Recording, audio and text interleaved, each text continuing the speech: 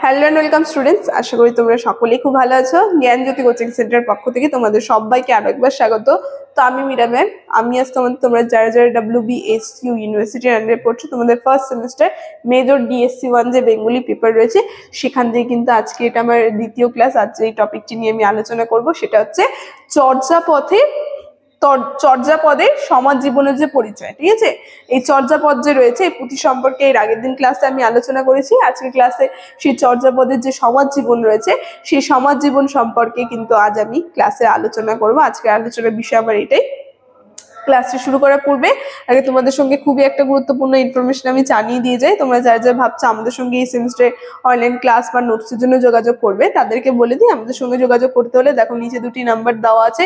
এই নাম্বার দুটি হচ্ছে আমাদের জ্ঞানজ্যোতি কোচিং সেন্টারের অফিসিয়াল হেল্পলাইন নাম্বার। যে কোনো একটি নাম্বারের মধ্যে কল করে নিয়ে কিন্তু আমাদের সঙ্গে যোগাযোগ করে নিতে পারবে। তার সঙ্গে তোমাদের বিভিন্ন সেমিস্টার কোর্স ফি কি কি রাখা হয়েছে সেটাও বলে দিচ্ছি। যারা যারা মেজর কোর্সের স্টুডেন্ট রয়েছে তাদের জন্য আছে 1199, আর যারা যারা মাইনর কোর্সের স্টুডেন্ট রয়েছে তাদের জন্য আছে 699। এই কিন্তু তোমাদের কোর্স ফি রাখা হয়েছে। তার সঙ্গে তোমরা যদি আমাদের কোর্সে অ্যাডমিশন নাও কি কি সুবিধা তোমরা পাচ্ছ সেটাও বলে দিচ্ছি। দেখো এখানে পেয়ে যাচ্ছ তোমরা লাইভ ক্লাসেস, তার সঙ্গে পেয়ে যাচ্ছ রেকর্ডেড ক্লাসেস, তার সঙ্গে হাই কোয়ালিটির নোটস, তার সঙ্গে 100% কমন সাজেশন কিন্তু তোমরা আমাদের এখান থেকে পেয়ে যাচ্ছ। আরো একটা খুশির খবর তোমাদের জন্য রয়েছে, সেটা হচ্ছে আমাদের একটা নিজস্ব ওয়েবসাইট আর অ্যাপ লঞ্চ করা হয়েছে। ওয়েবসাইটের নাম হচ্ছে www.pestrical.com, আর অ্যাপের লোগোটা দেখো উপরে দেওয়া আছে পেস্ট্রিক্যাল এডুকেশন। তোমরা যদি প্লে স্টোরে গিয়ে সেটা সার্চ করো তাহলে কিন্তু সেখান থেকে পেয়ে যাবে, যেখানে 2026 থেকে তোমাদের পড়াশোনার বিভিন্ন বিষয়, বিভিন্ন নোটস পত্র, বিভিন্ন ক্লাস যে রয়েছে, বিভিন্ন সুযোগ সুবিধা কিন্তু তোমরা পেয়ে থাকবে। এতটুকুনি তোমাদের জানানো ছিল। আমি এখন ক্লাসের আলোচনায় চলে যাচ্ছি। প্রথমে বলেছি আজকের আমার আলোচনার বিষয় হচ্ছে চর্যাপদের যে সমাজ জীবন যে রয়েছে সেই সমাজ জীবনের সংক্ষিপ্ত একটা আলোচনা কিন্তু আমি করব তোমাদের ক্লাসে। তাহলে কি বলছে, সবার প্রথমে এই জায়গাটা তোমরা একটু ভালো করে দেখবে। ঠিক আছে, এই জায়গাটা ইম্পর্টেন্ট রয়েছে। চর্যাপদ যে রয়েছে এই চর্যাপদে 23 জন কবির নাম আমরা পেয়ে থাকি। 23 জন কবির নাম কিন্তু আমরা পেয়ে থাকবো এই চর্যাপদ পুঁথিটির মধ্যে। তারপরে কি বলছে, চর্যাপদের সংখ্যা কটা? 50টি কিন্তু চর্যাপদ যে রয়েছে, এই চর্যায় যে পদ রয়েছে সেই পদের সংখ্যা কিন্তু রয়েছে। এটা কিন্তু তোমাদের শর্ট কোশ্চেনের মধ্যে এসে থাকে যে চর্যাপদ যে পুঁথি রয়েছে পুঁথিটি কোন হরফে লেখা, তার সঙ্গে চর্যা পদের কটি চর্যাপদ যে পুঁথি রয়েছে বা এই চর্যাপদ বলতে কটি কবির পরিচয় পাওয়া গেছে, কজন কবি রয়েছে, যে একটুকুটা আগে বললাম 23 জন কবি কিন্তু রয়েছে। তারপরে কি বলছে, চর্যার যে পদগুলো রয়েছে সেই পদগুলোর সংখ্যা কত বলতেই পারে, সেটা কিন্তু 50টি হবে অ্যান্সার। ঠিক আছে, তবে কি বলছে 46টি পদ পাওয়া গেছে সেখান থেকে, মানে টোটাল 50টি রয়েছে, তবে 46টা পদ কিন্তু আমরা আর কি পেয়েছি সেখান থেকে। কি বলছে যে সমাজকে নিয়ে গড়ে উঠেছিল সাহিত্য।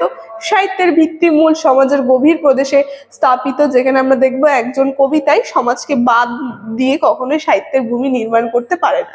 তো এখানে আমরা সাধারণভাবে দেখিয়ে থাকি সমাজকে নিয়ে কিন্তু গড়ে উঠেছে সাহিত্য।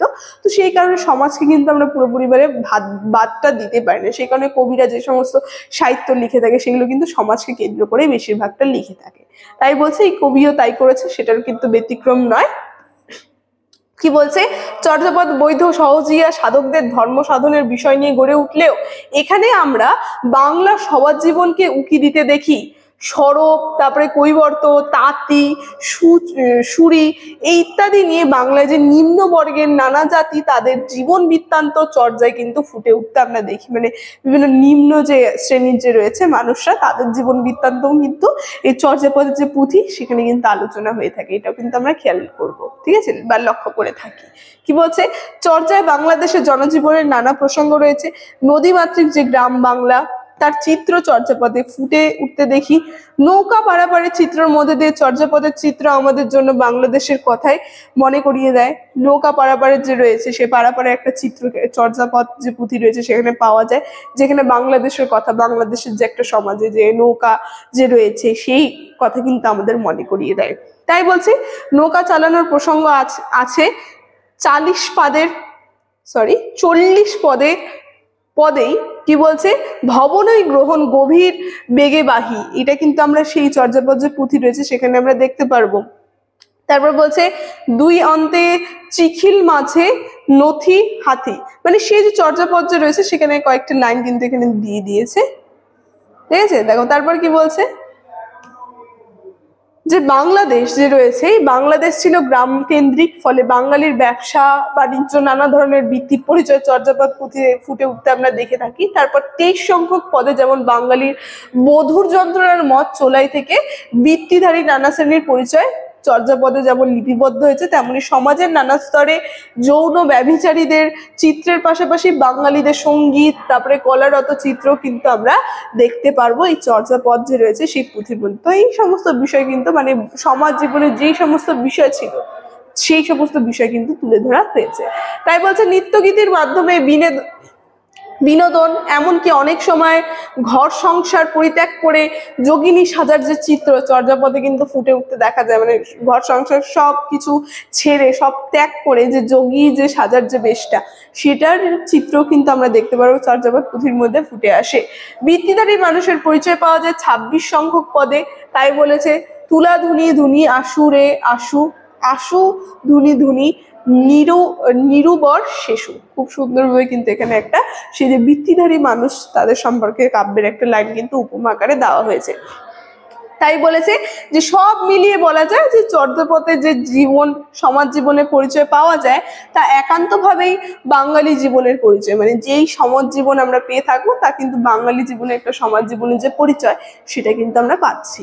তাই বলছে আর এই সব জীবন চিত্রের ওপর ভিত্তি করে কিন্তু বাংলা সাহিত্যের যে আদি নিদর্শন সেটা কিন্তু তৈরি হয়েছিল, যে কারণে আমরা দেখবো বাংলা সাহিত্যের আদি বা সব থেকে পুরাতন নিদর্শন হচ্ছে এই চর্যাপদ পুঁথি। ঠিক আছে, তো আজকে চর্যাপদ পুঁথির যে সমাজ জীবনের পরিচয় সেই সম্পর্কে ক্লাসটা কিন্তু আমার এতটুকুনি ছিল।